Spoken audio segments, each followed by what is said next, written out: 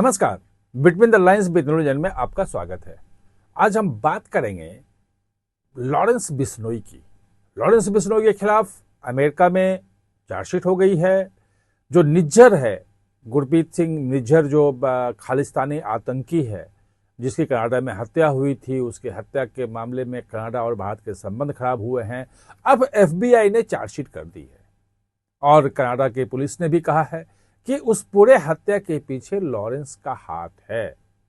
जो लॉरेंस बिश्नोई है उसी का पूरे इंटरनेशनल नेटवर्क है जिसका हाथ है। उसमें 1.5 दर्जन से अधिक लोगों को अलग अलग देशों में गिरफ्तार किया गया है। यूरोप में, कनाडा में, अमेरिका में, कई देशों में गिरफ्तार किया गया है। अब एक बड़ा सवाल उठ रहा है और कई जगह पे ये बात चल रही है कि लॉरेंस बिश्नोई की मांग अमेरिका कर रहा है कि अब हमें दे दो, क्योंकि उस पर वहां ट्रायल चलना है। निज्जर की हत्याकांड का मामला है। एक अंतर्राष्ट्रीय नेटवर्क है गैंगस्टर का, वो नेटवर्क को ध्वस्त करना है। ध्वस्त करने के लिए कार्रवाई तो हो गई है, बहुत सारे लोग अरेस्ट हुए हैं, गोल्डी बरार वगैरह को ढूंढ रहे हैं जो लॉरेंस बिश्नोई गैंग का है। लेकिन क्या लॉरेंस बिश्नोई को भारत जो है वो अमेरिका को सौंपेगा, ये एक बड़ा सवाल है।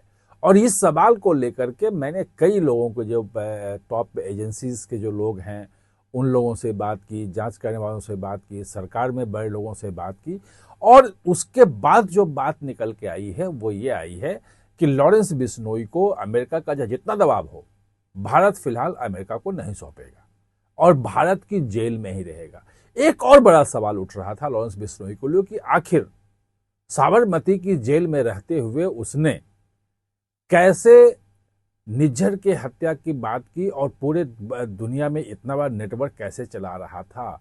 बहुत सारी आशंकाएं उस पर ही। कई अखबारों में मैंने देखा, बड़े बड़े जो अखबार हैं, लीडिंग न्यूज़पेपर्स, उसमें एडिटोरियल लिखे गए, लेख भी लिखे जा रहे हैं कि ये कैसे हो रहा है, भारत की छवि धूमिल हो रही है। इन तमाम चीजों को समझना और जानना जरूरी है और इसका जवाब हम ढूंढेंगे। तो दरअसल है ये कि जो भारत और अमेरिका के बीच प्रत्यर्पण संधि है, 1997 की संधि है, 2003 से ये लागू है। उस संधि के तहत जो अपराधियों के प्रत्यर्पण की बात होती है, उसमें यह है कि अगर किसी भी अपराधी का अगर किसी देश में ट्रायल चल रहा है और उसको सजा हुई है, तो पहले उस देश में वो सजा पूरी करेगा, तभी दूसरे देश में जहां उसके खिलाफ आरोप हैं वहां ट्रायल के लिए, जांच के लिए भेजा जाएगा। ये तो एक स्थिति है। और आपको ने देखा होगा कि 26/11 का जो 2008 का मुंबई हमला था, उसका जो एक आरोपी था तहब्बुर राना, उसको भारत भेजा अमेरिका ने। लेकिन वो तब भेजा जब अमेरिका में उसके खिलाफ ट्रायल पूरा हो गया और उसने सजा पूरी कर ली। और जब सजा पूरी हो गई तो अमेरिका ने कहा कि अब भारत में जाओ, वहां भी तुम वांछित हो और वहां अब तुम्हारा ट्रायल चलेगा, वहां तुम्हारी सजा होगी, जो भी वो है। ये सेम सिचुएशन जो है वो लॉरेंस बिश्नोई पे भी लागू होगा।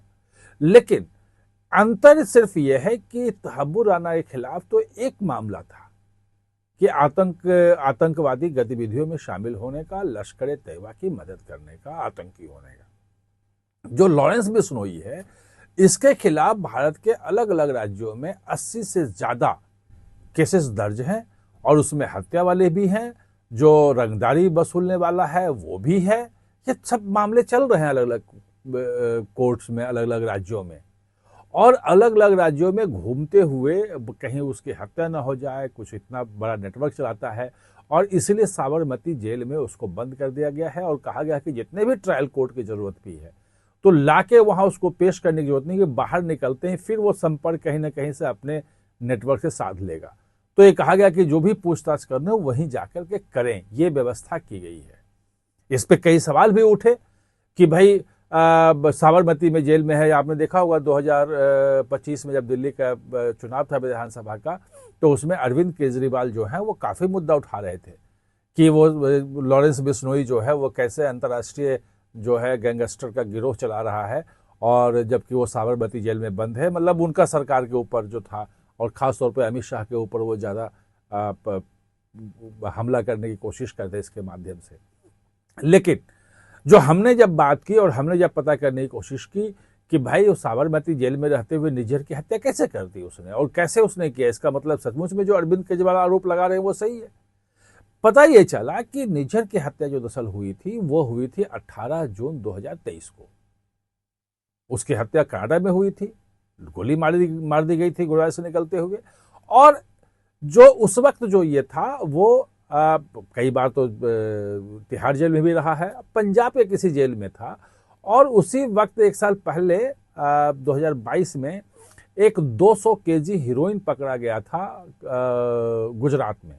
और ये निकल के आया था कि ये जो हीरोइन जो मंगाया गया है, तस्करी की गई है, इसके पीछे लॉरेंस बिश्नोई कहा थे। एसटीएफ ने पकड़ा था, एसडीएफ ने उसका रिमांड लिया और वो 28 अगस्त 2023 को साबरमती जेल में गया, जहां उसको बिल्कुल अलग थलग रखा गया है, लोनली। 24/7 उस पर निगरानी है, सीसीटीवी कैमरे लगे हुए हैं, हर तरफ जैमर है।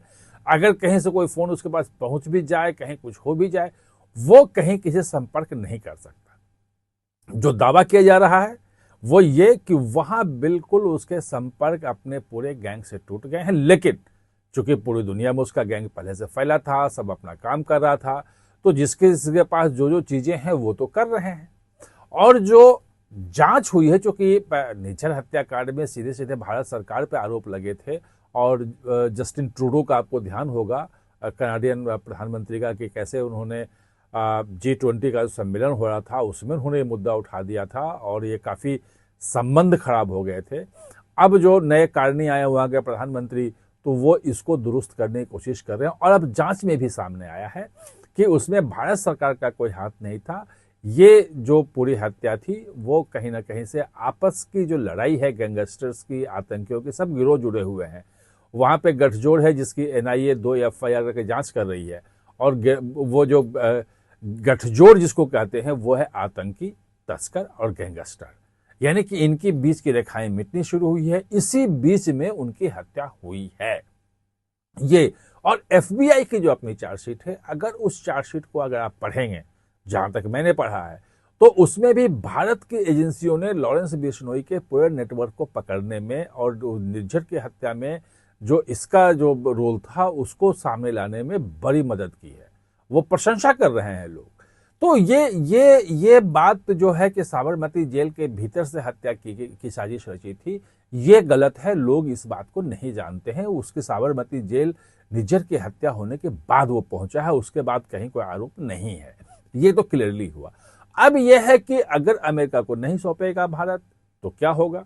वही होगा जो हमारे साथ, भारत के साथ अमेरिका ने किया था। 26 से 11 मुंबई के आतंकी हमले की जांच में जब डेविड कोलमन हेडली और उसका तहबूर राना का नाम आया, वो दोनों वहां अरेस्टेड थे और भारत ने कहा कि हमें उसका एक्सेस चाहिए, हमें प्रत्यर्पण करो। तो यही संधि का कहा गया कि भाई आपके यहाँ प्रत्यर्पण संधि जो है वो जब यहां सजा हो जाएगी, सब पूरा कंप्लीट कर लेगा, तभी जा पाएगा।